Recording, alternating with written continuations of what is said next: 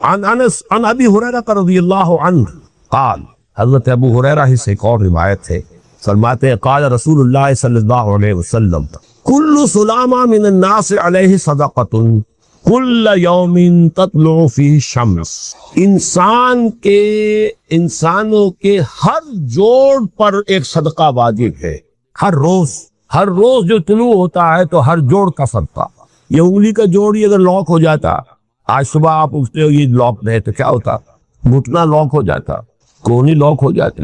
صبح کو انسان اٹھے کہ میں بھلا چنگا ہوں، کل یوم تطلع فیہ الشمس، ہر دن جس میں کہ سورج جو ہے طلوع ہوتا ہے اس میں ہر جوڑ پر ایک صدقہ واجب۔ اس کو شیخ سعدی نے بہت عمدگی سے کہا ہے، ہر سانس جب انسان کے اندر جاتا ہے موجب تقویت ہوتا ہے، تو آکسیجن گئی قوت ملی، اسی کو برن کریں گے انرجی ملے گی۔ سانس باہر نکلتا ہے یہ صفائی کا ذریعہ بنتا ہے، کاربن ڈائی آکسائڈ اور بہت سی چیزیں نکل گئی۔ بس بر ہر نفس 2 شکر واجب، بس ہر سانس پر 2 مرتبہ شکر کرنا چاہیے۔ ہر سانس اندر گیا موجب تقویت، باہر بنا موجب تنقیح، لہذا پس بر ہر نفس 2 شکر واجب۔ تقریباً اسی طرح کا یہ معاملہ ہے، لیکن اب یہ کیسے صدقے ہوں گے؟ اس صدقے ہی کی جیسے کہ پہلے آ چکا ہے اسی کی یہ تعریف میں ہے۔ تعدل بین اثنین صدقۃ، 2 آدمیوں کے درمیان عدل کراؤ، فیصلہ کرا دو عدل کے ساتھ، یہ بھی صدقہ ہے۔ تعین الرجل فی دابتہ فتحملہ علیہا اور ترفع لہ علیہا متاعہ صدقۃ، اور تم مدد کرو کسی انسان کی اس کی سواری کے معاملے میں کہ اسے اس پر چڑھنے میں مدد دو، یا یہ کہ اس کی کوئی چیز اس کا سامان نیچے سے اٹھا کے پکڑا دو، اونٹ پر سوار ہو گیا ہے اب سیتے سے سامان پکڑا رہے ہیں، یہ بھی صدقہ ہے۔ والکلمۃ الطیبۃ صدقۃ، ہر پاک بات جو اپنی زبان سے نکالو گے وہ صدقہ ہے۔ فلیقل خیرا او لیصمت، بات صحیح کرے، اچھی کہے یا خاموش رہے، ہر اچھی بات جو زبان سے نکلتی صدقہ ہے۔ وبکل خطوۃ تمشیھا الی الصلاۃ صدقۃ، اور ہر قدم جو وہ نماز کے لیے جاتا ہے تو اٹھاتا ہے یہ صدقہ ہے۔ وتمیت العزاء عن الطریق صدقۃ، اور راستے میں سے کوئی اذیت شے کو، اذیت بخش چیز کو دور کرتا ہے، کہیں روڑا پڑا ہوا ہے، کہیں کچھ اور ہے، وہ ٹھوکر کھا جائے گا، ہو سکتا ہے کوئی اندھا گزرے، اس کے لیے کوئی مصیبت ہو جائے، اس کو اگر ہٹاتے ہوئے چلے گئے، یہ بھی دین کا وہی جامع تصور کے صدقہ جو ہے وہ اس کو کہتے ہیں۔ صدقہ صرف یہ نہیں کھالا بکرا لا کے ذبح کر کے وہ وآت المال علی حبہ، اب اس میں جو ترتیب میں نے کہا تھا، الاقرب فالاقرب، الاقرب فالاقرب، سب سے پہلے ذوی القربہ، اور اس میں اکثر و بیشتر ہم سے کوتاہی ہو، دور دراز کے لوگوں کے ساتھ نیکی ہو رہی ہے، سگے بھائی کی بیوہ اور یتیم بچے جو ہے وہ محروم ہیں، انہوں نے اس وقت یہ کر دیا تھا، یہ کر دیا تھا، ظاہر بات ہے کہ رشتہ داروں سے تو شکایتیں ہوتی ہے، یہ تو ہمیشہ ہمارے مخالف رہے جی، ان کی ہم کیسے مدد کریں؟ اگر تو اللہ کے لیے دینا ہے تو پہلا حق ان کا، من عطا للہ وابغض للہ وعطا للہ ومنع للہ، اللہ کے لیے دیا ہے اگر تو اپنے اس نفس کی جو انتقام کا جذبہ ہے اس کو کچلو، اور جس کا سب سے پہلا حق ہے اس کو پہنچاؤ۔ حق بحقدار رسید ذوی القربى والیتامى، جو بے سہارا رہ گئے، باپ کا سایہ نہ رہا، والمساکین، مساکین کسے کہتے ہیں؟ مسکنت کہتے ہیں، کم ہمت۔ آپ کو معلوم ہے آج کل ایک مرض کہلاتا ہے نیورستھینیا، آدمی دیکھنے میں ہٹا کٹا ہے، صحت مند ہے، لیکن اندر سے اس کی کوئی ہمت ایسے جواب دے گئی ہے کچھ کر ہی نہیں سکتا، وہ ہے مسکین۔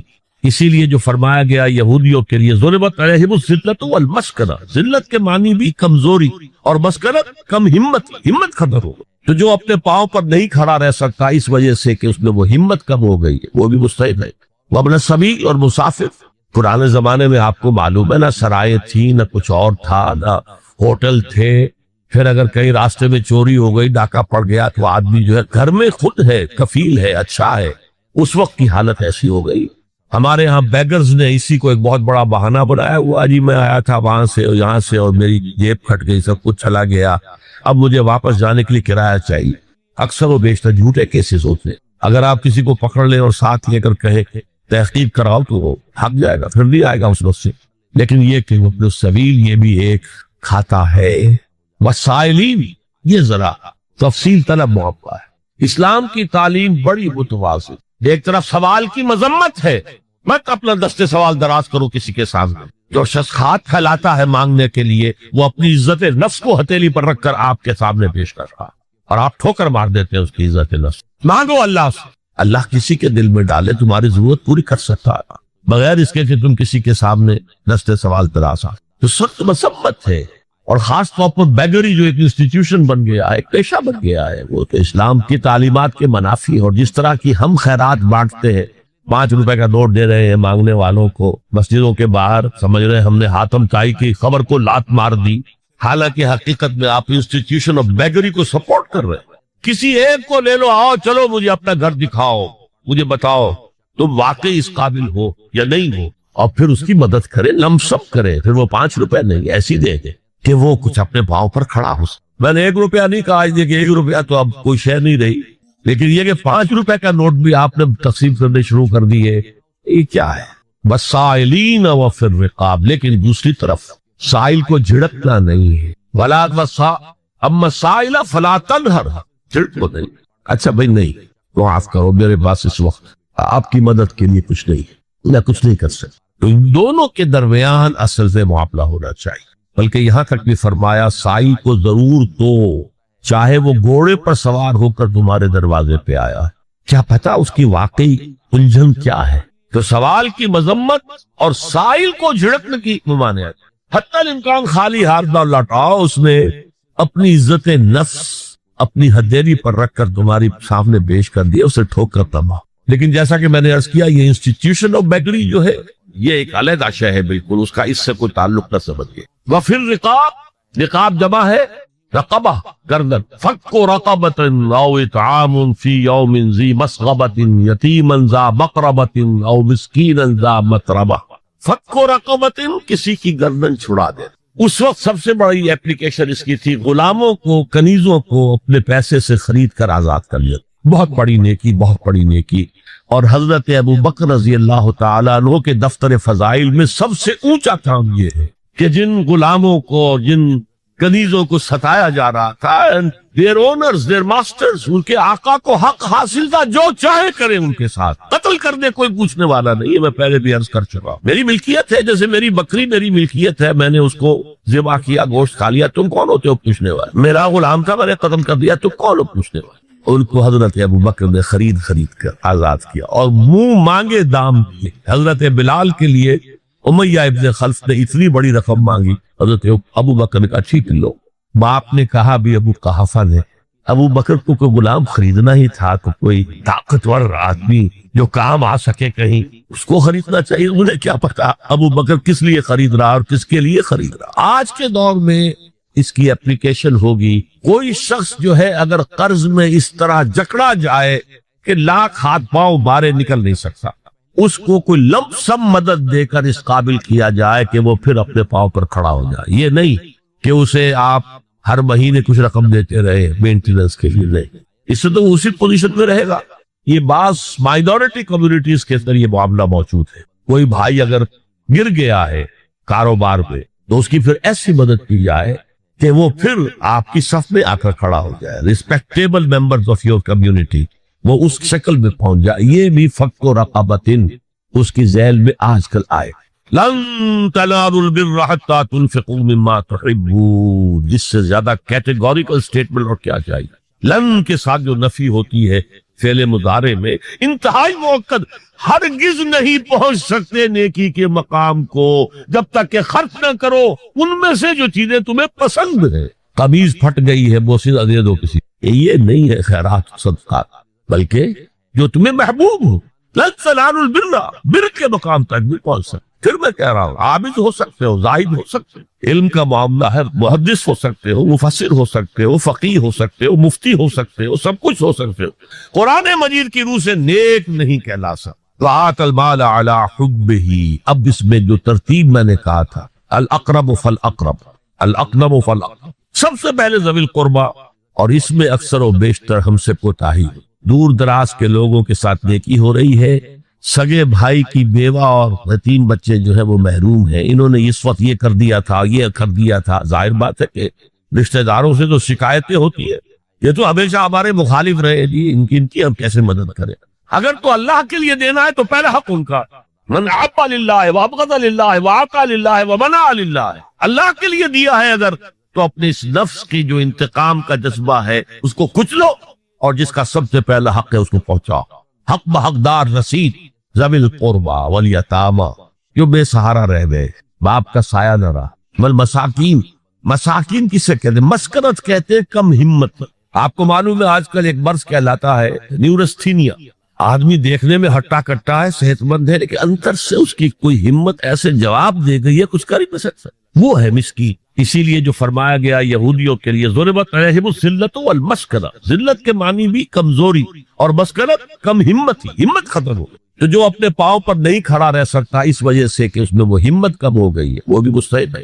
وابن السبیل، اور مسافر، پرانے زمانے میں آپ کو معلوم ہے نہ سرائے تھی، نہ کچھ اور تھا، نہ ہوٹل تھے، پھر اگر کئی راستے میں چوری ہو گئی، ڈاکہ پڑ گیا، تو آدمی جو ہے گھر میں خود ہے، کفیل ہے، اچھا ہے، اس وقت کی حالت ایسی ہو گئی۔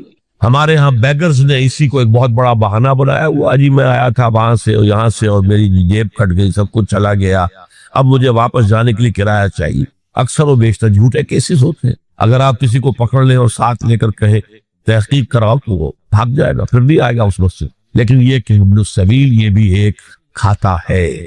مسائلین، یہ ذرا تفصیل طلب محمد، اسلام کی تعلیم بڑی متوازن، ایک طرف سوال کی مذمت ہے، مت اپنا دستے سوال دراز کرو کسی کے سامنے۔ جو شخص ہاتھ پھیلاتا ہے مانگنے کے لیے، وہ اپنی عزت نفس کو ہتھیلی پر رکھ کر آپ کے سامنے پیش کرتا، اور آپ ٹھوکر مار دیتے ہیں اس کی عزت نفس۔ مانگو اللہ سے، اللہ کسی کے دل میں ڈالے تمہاری ضرورت پوری کر سکتا ہے، بغیر اس کے کہ تم کسی کے سامنے دستے سوال دراز کرو۔ تو سخت مسمت ہے، اور خاص طور پر بیگری جو ایک انسٹیٹیوشن بن گیا ہے، ایک پیشہ بن گیا ہے، وہ تو اسلام کی تعلیمات کے منافی۔ اور جس طرح کی ہم خیرات بانٹتے ہیں، 5 روپے کا نوٹ دے رہے ہیں مانگنے والوں کو مسجدوں کے باہر، سمجھ رہے ہیں ہم نے حاتم طائی کی خبر کو لات مار دی، حالانکہ حقیقت میں آپ انسٹیٹیوشن آف بیگری کو سپورٹ کر رہے ہیں۔ کسی ایک کو لے لو، آؤ چلو مجھے اپنا گھر دکھاؤ، مجھے بتاؤ تم واقعی اس قابل ہو یا نہیں ہو، اور پھر اس کی مدد کرے، لمسم کرے، پھر وہ 5 روپے نہیں ایسی دے دے کہ وہ کچھ اپنے پاؤں پر کھڑا ہو سکے۔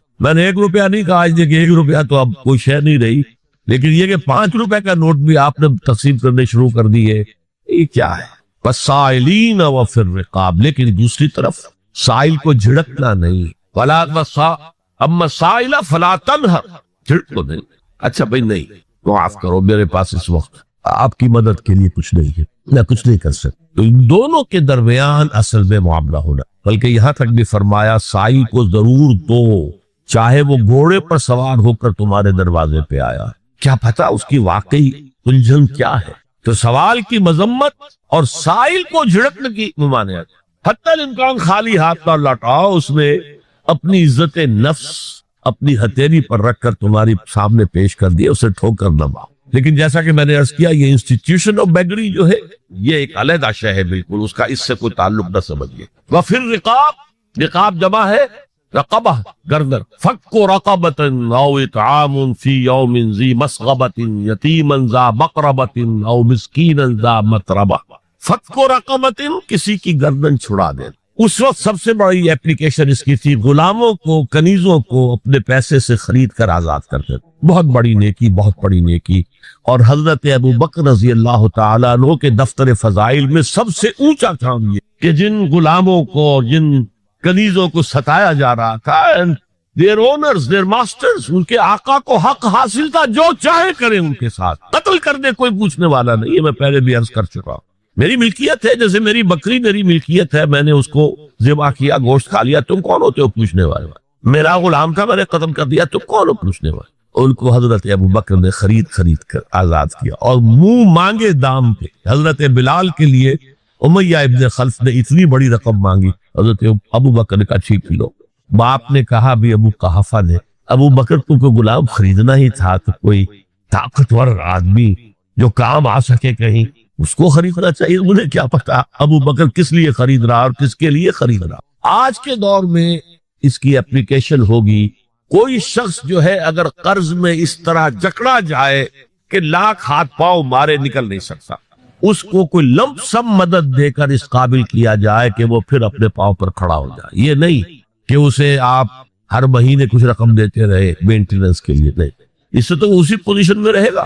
یہ بعض مائنورٹی کمیونٹیز کے اندر یہ معاملہ موجود. کوئی بھائی اگر گر گیا ہے کاروبار میں تو اس کی پھر ایسی مدد کی جائے کہ وہ پھر آپ کی صف میں آ کر کھڑا ہو جائے. حکومت کو زکوٰۃ ادا کرنے سے انکار کر دی اور یہ فتنہ اتنا بڑا تھا کہ واقعہ یہ ہے کہ اگر اسے کرش نہ کر دیا جاتا تو انقلاب محمدی علی صاحب الصلاۃ والسلام اسی وقت ناکام ہو جائے. یہ حضرت ابو بکر صدیق رضی اللہ تعالیٰ عنہ کے فضائل کا سب سے درخشاں باب ہے کہ انہوں نے اپنے عزم اور ہمت اور استقلال اور اللہ پر اعتماد، اللہ پر توکل اور بھروسے کے ساتھ ان دونوں فتنوں کو آئرن ہینڈ کے ساتھ کرش کر دی، اور سال سوا سال ہی میں ان دونوں کاؤنٹر ریولوشنری موومنٹس کو ختم کر کے اس کے بعد انہوں نے جلد ہی اس نظام کا گویا کہ انچارج حضرت عمر رضی اللہ تعالیٰ عنہ کو بنا دیا کہ جو خلیفہ ثانی ہے.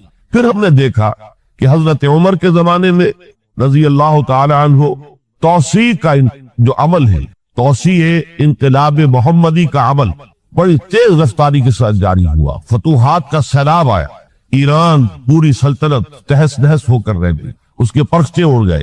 سلطنت روما اپنے تمام شمالی افریقی مقبوضات سے محروم، مغربی ایشیا سے اسے بے دخل کر دیا گیا، صرف وہ یورپ کے اندر محدود ہو کر رہ گئی. اب ظاہر بات ہے کہ اس کے خلاف بھی تو پھر رد عمل ہونا تھا، کاؤنٹر ریولوشنری موومنٹس اٹھنی تھی. تو سب سے پہلے حضرت عمر رضی اللہ تعالیٰ عنہ کی خلافت اور اس کے چراغ کو بجھانے کے لیے ایران کی طرف سے رد عمل ظاہر ہوا. ہرمزان جو ایک بڑا ان کا جرنیل تھا، اس کی سازش اور ابو لولو فیروز کے ذریعے سے حضرت عمر رضی اللہ تعالیٰ عنہ کو شہید کر دیا. سمجھا یہ گیا تھا کہ یہ ساری عمارت شاید اسی شخصیت کے بل پر کھڑی ہے، لہذا جب میدان سے حضرت عمر ہٹ جائیں گے تو یہ خلافت کی پوری عمارت جو ہے وہ زمین بوس ہو جائے گی. لیکن معلوم ہوا یہ عمارت محمد کی بنائی ہوئی تھی صلی اللہ علیہ وسلم. کھنڈر بتا رہے ہیں عمارت عظیم تھی، بڑی عظیم عمارت تھی جو حضور نے تعمیر کی تھی، لہذا حضرت عمر کی شہادت سے کوئی فرق واقع نہیں. حضرت عثمان رضی اللہ تعالیٰ عنہ آ گئے میدان میں، اور میں بتا چکا ہوں آپ کو کہ ان کے دور خلافت کے جو 12 سال ہیں ان میں سے پہلے 10 سال بالکل حضرت عمر فاروق رضی اللہ تعالیٰ عنہ کی خلافت کے دور کی مثال. اسی تیزی کے ساتھ انقلاب جو ہے آگے بڑھ رہا تھا، فتوحات کا دائرہ پھیل رہا تھا، اور اندرون ملک پورا امن، سکون، اطمینان اور چین تھا. لیکن ان کی دور خلافت کے آخری دنوں میں اب یہودیوں کی طرف سے رد عمل اور ایک کاؤنٹر ریولوشنری موومنٹ عبداللہ ابن سبا کے ذریعے سے، کہ جس نے اسلام کا لبادہ اوڑھا اور منافقت کے پردے کے ساتھ وہ عالم اسلام میں داخل ہوا. اور اس نے چونکہ دیکھ لیا کہ پرانی چمتلش ہے، پرانی چشمک ہے جو قریش کے 2 بڑے قبیلوں کے مابین یا 2 بڑے گھرانوں کے مابین چلی آ رہی تھی، بنو ہاشم، بنو امیہ. تو پہلے 2 خلفاء جو تھے وہ نہ بنو ہاشم سے تھے نہ بنو امیہ سے تھے. حضرت ابو بکر صدیق بنو تیم سے تھے، حضرت عمر بنی عدی میں سے تھے،